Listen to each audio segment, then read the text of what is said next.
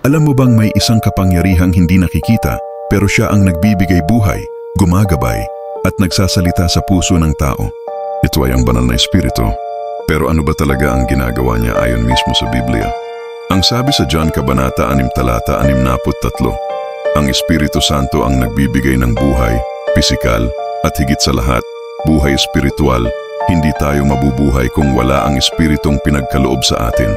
Ayon rin sa John Kabanata 16 talata 13, ang Espiritu ang gumagabay sa tao upang makita ang tunay na katotohanan ng Diyos.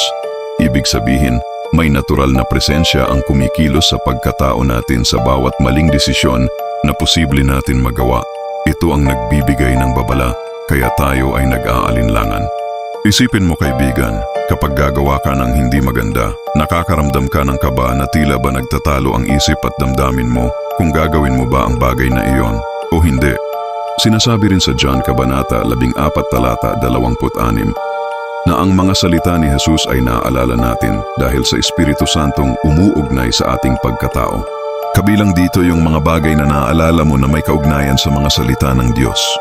Sa madaling sabi, ang Espiritong ito ang dahilan kung bakit meron tayong ugnayan sa Diyos. Ang presensyang hindi nakikita na parang hangin ngunit nararamdaman ay malinaw na nagbibigay buhay at nagbibigay ng tamang daan upang hindi tayo mapasama. Bagamat walang nakakaalam kung ano nga ba ang tunay nitong anyo, marahil ito rin ang makakaramdam ng pighati o kapayapaan kung dumating ang oras ng paghuhukom.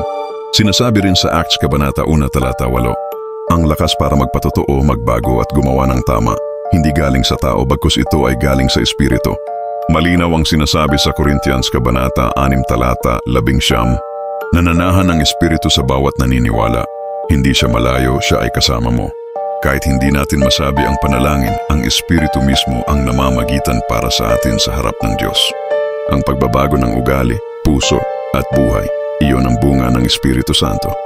Kaya kung pakiramdam mo mahirap maging mabuti, mahirap lumakad sa tama, tandaan mo, hindi mo kailangan gawin mag-isa.